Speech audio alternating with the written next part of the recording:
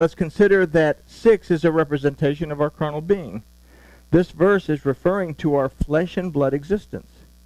We only get one of these, so we have to get it right. We only get one life, so we need to get it right. Unless you're a Hasid and an ultra-Orthodox Jew, then you're lucky because you can reincarnate as many times as it takes to make all 613 mitzvot a reality. Okay. We all have one life. It's like the soap opera, one life to live. Okay? What we do with it is dependent on what we do while we're alive. Because once we're dead, there's nothing else we can do. The word for years in this verse is shanin, that from the root shana not only means a year, but it also means to alter and to change. The word for sow is tizra, that means to scatter seed and to produce seed. If we consider the letters that make up the word, we can also consider that we scatter seed and produce seed according to our being able to perceive, there's the ayin, perceive the authority and the protection, nourishment, and rest that is found in the covenant. Okay? I have to be aware of the fact that I'm in a covenant with my Elohim. Okay? If I'm aware that I'm in a covenant with my Elohim, then I should also be aware of the proclamations, declarations, commandments, promises, and warnings that keep that covenant together. And I should also be aware of the fact that Yahuwah my Elohim is present in my life and is aware of me. So there's a lot more than this simple idea. This is where we all, if we're truly honest with ourselves, hit a brick wall. We're too busy in our day-to-day. We can look at it as your minus the y equals our. When we take the y, the yod, when we take out the y, the yod, we remove the truth, power, and the ability of Yahuwah Elohim from our perception. This poses a question. What is the quality of the seed that I'm scattering? And what is the quality of the seed that I'm producing? Okay? Scatter all kinds of seed, but I have to produce seed as well. Am I producing seed of truth, or am I producing seed of, it's kind of iffy, but I'm going to throw it out there anyway and see what grows? Thorns and thistles that I later have to go on and clean out, right? Okay, so we are putting this seed into our fields, represented by the word sadecha, that from the root sada means a cultivated field, but also means a field to feed beasts. Now, if we consider behemah as a word, means beast, but behemah also means a quadruped that has no senses. Okay? Animals are not aware like human beings are. Okay? They have a sense of awareness. You walk into the room, the dog comes at you and it's wagging its tail, it's overjoyed to see you. But it forgets you as soon as you walk out the door. It's sad for a few minutes, and then it goes on with its other stuff until you walk back and is reminded, oh, look. Okay? So, behemah then represents a state of spiritual poverty, this idea for beasts. The beasts of the field in the Bible represent an inability to learn, and as such, an inability to apply learning. From the first phrase of this verse, it says, 6 years shall you sow your field. We can formulate a series of questions to ask ourselves. What is the quality of the seed that I'm scattering, and what is the quality of the seed that I'm producing? Am I cultivating my own field, or am I simply feeding the beasts that reside there? Am I cultivating my field? Am I planting good seed in my life, or am I simply feeding a state of spiritual poverty within myself? Again, why do I believe what I believe? What is the source of that belief? What is truth and what is not truth? Okay? Am I taking the time along the way to perceive the authority and the protection, nourishment, and rest that is found in the covenant? Have I taken the perception of truth, power, and the ability of Yahuwah Elohim out from my perception?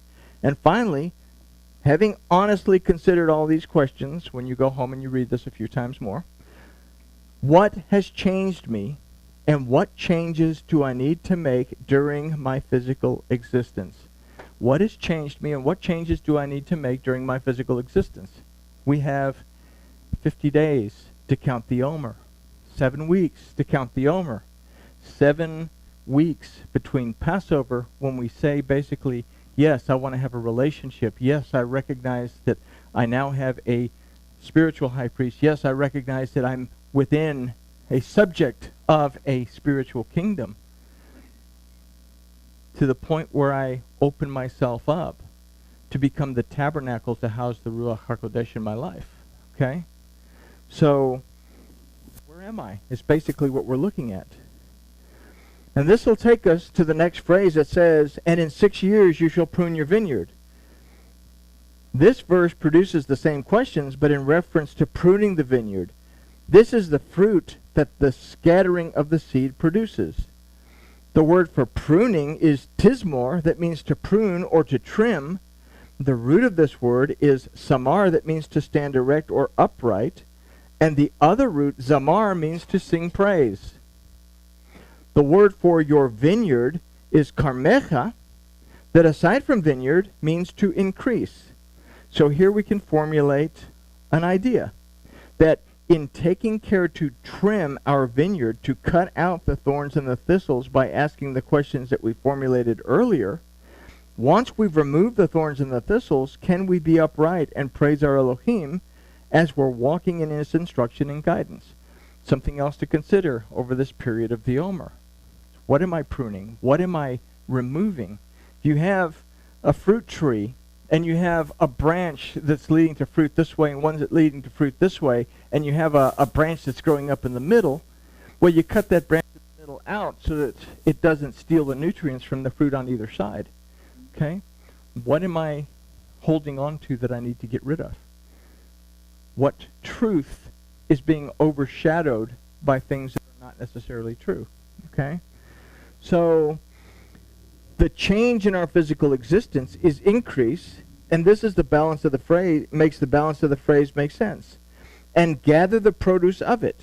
When we take the time to perceive that Yahuwah is always present in our lives, and when we learn, we pause for station identification, and when we learn to depend on his truth, power, and ability to lead us, then we produce fruit. The word for gather is ve'asafta, that aside from together means to receive.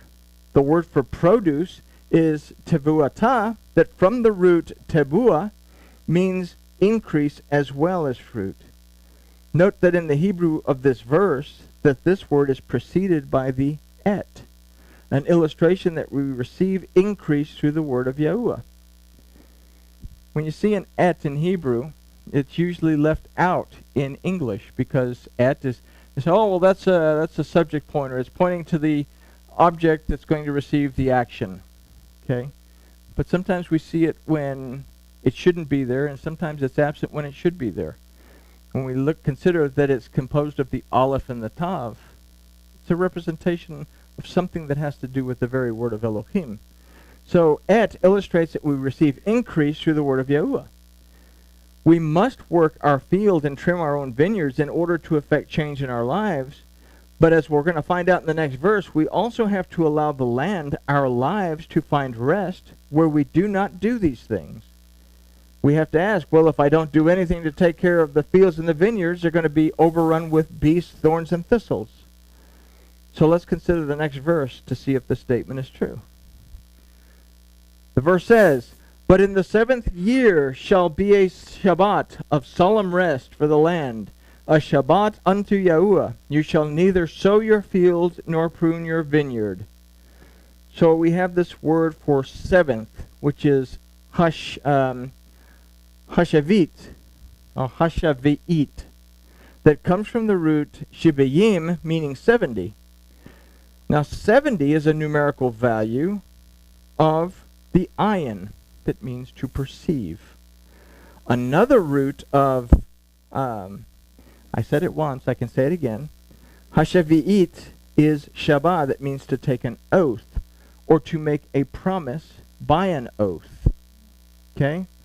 The word for years, as we've discussed earlier, Shabbat also is the root of the word Sheba that means 7. Okay? What we discussed earlier, or the word 4 years that we discussed earlier, illustrates to us the making of changes.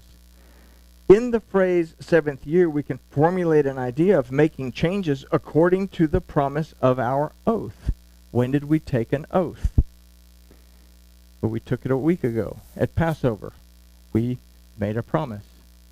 Okay? If I accept that bread and I accept that wine, then I am accepting the fact that I am entering into a relationship as a bride, and I'm going to be a Proverbs 31 woman to my husband. Okay? When you read Proverbs 31, don't consider that it's only for the ladies. Okay? Proverbs 31 is just as relevant to the guys as it is to the gals. Okay? All right, so so our oath is the Shema, which poses a question that we have to answer honestly. In my day-to-day planting and trimming, do I stop to consider my oath? Do I actually take time in the morning to consider where I'm at? Stop somewhere during the day to consider where I'm at? In the evening, before I go to bed, do I stop to consider where I've been and what I need to alter or change? Okay? This verse is issuing a commandment to take time away from sowing and pruning to rest in Yahuwah. We again see the word leYahuwah, which illustrates the instruction and guidance in everything at every time in our existence that can only come from Yahuwah Elohim. Where do we find that? In his instruction. The Shema requires us to look carefully and to pay attention to where we are in our relationship with Yahuwah Elohim, and it forces us to take a look at what changes we have to make. This verse is a commandment to rest from tending your physical existence and take time with Yahuwah Elohim to learn from his word and be nourished by his spirit, by his ruach.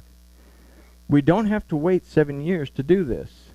Again, something that we do every day.